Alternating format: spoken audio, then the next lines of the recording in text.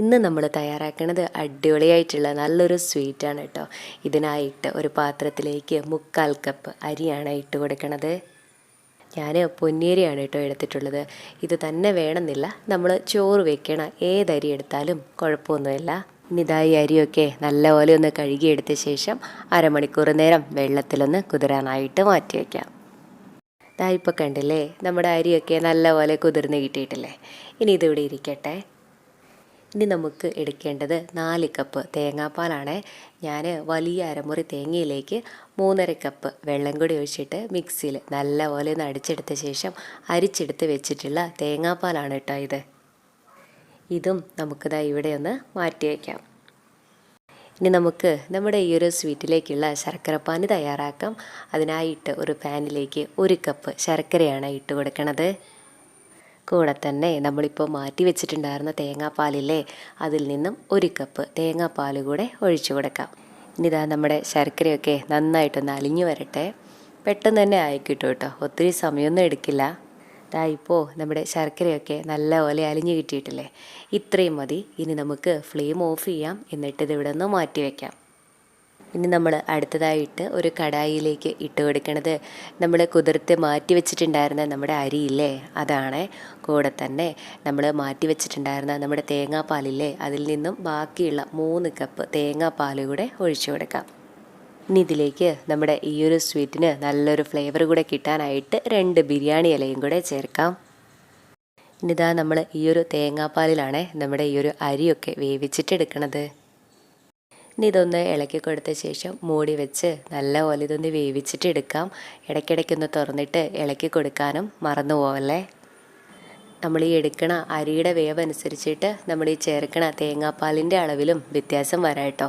അപ്പോൾ നമ്മൾ എടുക്കുന്നത് നല്ല വേവുള്ള അരിയൊക്കെ ആണെങ്കിൽ ഇത് വെന്ത് കിട്ടാനായിട്ട് പാകത്തിനുള്ള തേങ്ങാപ്പാൽ ഒഴിച്ചു കൊടുക്കാനായിട്ട് പ്രത്യേകം ശ്രദ്ധിക്കണേ. ഇപ്പോൾ നമ്മുടെ അരിയൊക്കെ നമുക്ക് നന്നായി തന്നെ വെന്ത് കിട്ടിയിട്ടുണ്ട്. ഈ ഒരു പാകമായാൽ മതിയേ. ഇനി നമ്മൾ ഇതിലേക്ക് ഇട്ടിട്ടുള്ള ഈ ബിരിയാണി ഇലയിലെ ഇത് നമുക്ക് എടുത്തു മാറ്റാം.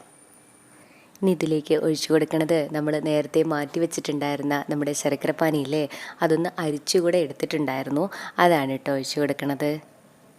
ഇനി ഇതെല്ലാം കൂടെ നല്ലപോലെ ഒന്ന് യോജിപ്പിച്ച് കൊടുക്കാം. നമുക്ക് ഈ ശർക്കരപ്പാനിയൊക്കെ വറ്റിച്ച് നല്ല തിക്കായിട്ടാണ് എടുക്കേണ്ടത്. ഇപ്പോൾ കുറച്ച് പേരെങ്കിലും വിചാരിക്കുന്നുണ്ടാവും ഇത് നമ്മുടെ പാച്ചോറല്ലേന്ന്. ആ ഒരു രുചിയല്ല കേട്ടോ നമ്മുടെ ഈ ഒരു സ്വീറ്റിന് ഉണ്ടാവുക. നമ്മളിത് തേങ്ങാപ്പാൽ വറ്റിച്ചെടുക്കണതുകൊണ്ട് തന്നെ കഴിക്കാനായിട്ട് ഒരു പ്രത്യേക രുചി തന്നെയാണ് കേട്ടോ. നമ്മൾ ചേർത്തിട്ടുള്ള തേങ്ങാപ്പാലിൽ നിന്നുള്ള എണ്ണ തെളിഞ്ഞു വരണവരെ നമുക്കിത് ഇതുപോലെ ഇളക്കി കൊടുക്കാം. ഇതാ കണ്ടോ, ഈ ഒരു പാകാകണ സമയത്ത് ഇതിലേക്ക് 2 നുള്ളുപ്പും നമ്മുടെ ഈ ഒരു സ്വീറ്റിന് നല്ലൊരു ഫ്ലേവർ കൂടെ കിട്ടാനായിട്ട് 1/2 ടീസ്പൂൺ ഏലക്കാപ്പൊടിയും കൂടെ ചേർക്കാം. ഇനി ഇതെല്ലാം കൂടെ നല്ലപോലെ ഒന്ന് യോജിപ്പിച്ച് കൊടുത്ത ശേഷം നമുക്ക് ഫ്ലെയിം ഓഫ് ചെയ്യാം. എന്നിട്ടിത് ചൂടോടെ തന്നെ വേറൊരു പാത്രത്തിലേക്ക് മാറ്റാം. ഞാൻ ഇതുപോലത്തെ ഒരു സ്റ്റീൽ പ്ലേറ്റാണ് എടുത്തിട്ടുള്ളത്. ഇതിൻ്റെ മുകളിലായിട്ട് വാഴയില കൂടെ വെച്ച് കൊടുത്തിട്ടുണ്ട് കേട്ടോ. വാഴയില വെച്ച് കൊടുക്കണമെന്ന് നിർബന്ധമൊന്നുമില്ല, ഇല്ലെങ്കിലും കുഴപ്പമൊന്നുമില്ല. ഇനി നമുക്കിത് ഒരു സ്പൂണോ സ്പാച്ചിലോ ഒക്കെ വെച്ചിട്ട് നല്ലപോലെ ഒന്ന് ലെവൽ ചെയ്ത് കൊടുക്കാം. ഇത് നല്ല രുചിയുള്ള സ്വീറ്റാണ് കേട്ടോ. എല്ലാവർക്കും തന്നെ ഒരുപാട് ഇഷ്ടമാകും. നമ്മുടെ ചാനലിൽ കുറേ വെറൈറ്റി ആയിട്ടുള്ള നല്ല റെസിപ്പീസൊക്കെ ഉണ്ട്. കണ്ടിട്ടില്ലെങ്കിൽ ഒന്ന് കണ്ടു നോക്കണേ. അതുപോലെ നമ്മുടെ ഈ ചാനൽ ആദ്യമായിട്ടാണ് കാണണതെങ്കിൽ സബ്സ്ക്രൈബ് ചെയ്യാനും മറക്കല്ലേ.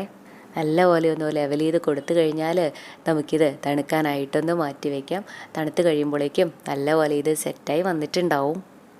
ഇപ്പോൾ ഇത് തണുത്തപ്പോൾ കണ്ടില്ലേ, നല്ലപോലെ സെറ്റായി വന്നിട്ടില്ലേ. ഇനി നമുക്കിത് ഒരു പ്ലേറ്റിലേക്ക് കമഴ്ത്തിയിട്ടെടുക്കാം. ഇനി നമുക്ക് എത്ര വലിപ്പം വേണോ അതിനനുസരിച്ചിട്ട് കുഞ്ഞു പീസായിട്ട് കട്ട് ചെയ്ത് കൂടെ എടുക്കാം. ഇത് കഴിക്കാനായിട്ട് നല്ല രുചിയാണ് കേട്ടോ. അരിയൊക്കെ നമ്മുടെയൊക്കെ വീട്ടിൽ എപ്പോഴും ഉണ്ടാകുന്നതല്ലേ. കുറച്ച് പേർക്കൊക്കെ ഇതുപോലെ തയ്യാറാക്കാനായിട്ട് അറിയാനുണ്ടാവും. അറിയാത്തവരുണ്ടെങ്കിൽ ഒരു തവണയെങ്കിലും ഇങ്ങനെയൊന്ന് ചെയ്ത് നോക്കണേ. എന്നിട്ട് അഭിപ്രായം പറയാനും മറക്കല്ലേ. താങ്ക്